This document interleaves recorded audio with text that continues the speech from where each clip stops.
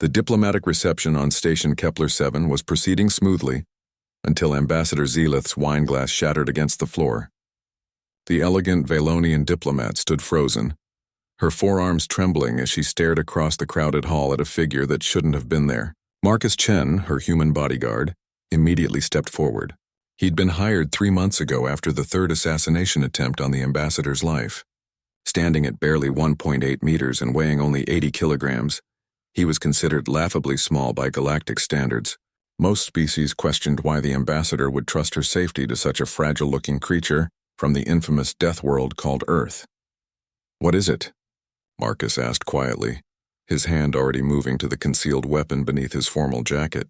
"Corvin Thex," Zelith whispered, her voice barely audible above the diplomatic chatter. "The shadow of Nexus Prime. I thought he was dead." Marcus followed her gaze to a tall, imposing figure near the refreshment station. The being stood nearly 3 meters tall, with the characteristic black scales and razor-sharp claws of the Nexari species. His reptilian eyes swept the room with predatory precision before settling on Ambassador Zelith. Corvin Thex was legend among assassins, a killer who had never failed to eliminate his target. The bounty on Zelith's head, placed by extremist factions opposing the peace treaties she negotiated, was substantial enough to lure even the most feared assassin out of retirement. The Nexari began moving through the crowd with fluid grace, his massive form cutting through the gathering of diplomats and dignitaries. Several beings stepped aside nervously, recognizing the predator among them. "Stay behind me," Marcus instructed, positioning himself between the ambassador and the approaching threat. A few nearby diplomats chuckled at the sight.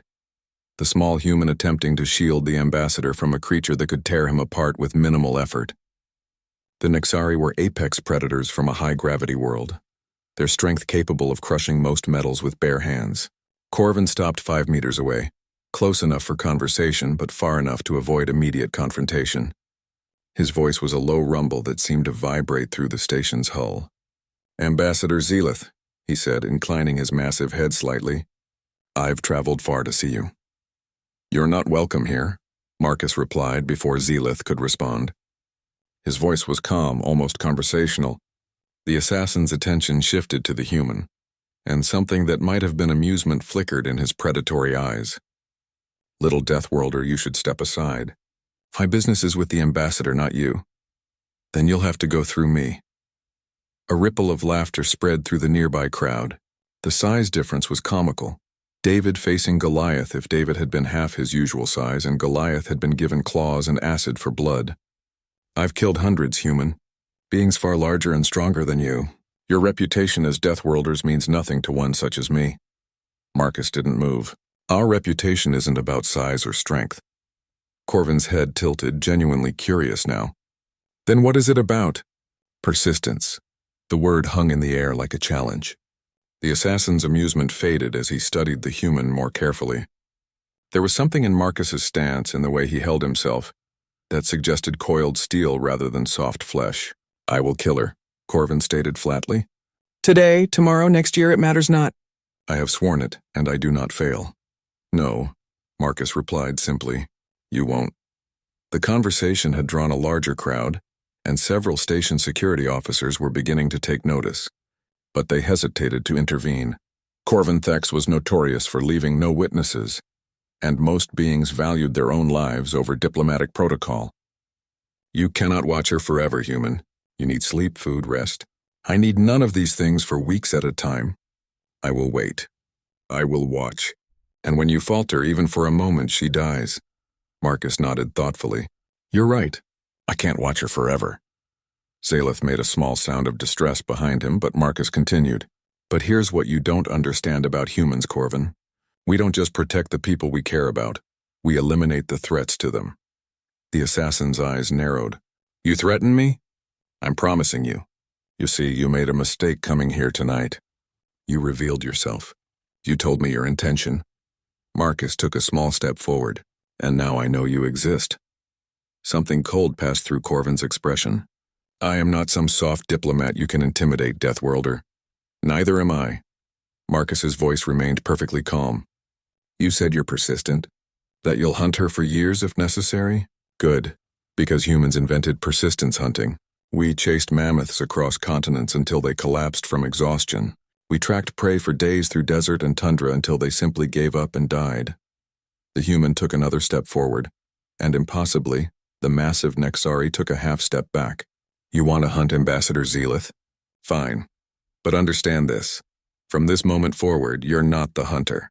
You're the hunted. Every shadow you see, every sound you hear, every moment you try to rest, you'll wonder if I'm there. Because I will be. The reception hall had gone completely silent. Even the background hum of the station's system seemed muted. I won't just kill you, Corvin. That would be too easy. I'll study you. Learn your patterns, your habits, your hideouts. I'll turn every contact you have, every safe house you use. I'll make you so paranoid that you'll see humans behind every corner. Marcus smiled, and it was not a pleasant expression. We're very good at making friends, you know. Allies, people who owe us favors. The assassin's claws extended involuntarily, but he made no other movement. And when you're tired, when you're isolated, when you've forgotten what it feels like to feel safe, that's when I'll come for you. Not with weapons or technology, but with the one thing humans do better than any species in the galaxy. Marcus paused. We endure. Corvin Thex, the shadow of Nexus Prime, the assassin who had never failed, looked into the human's eyes and saw something that made his predatory instincts scream warnings. Not rage, not hatred, but simple, implacable determination.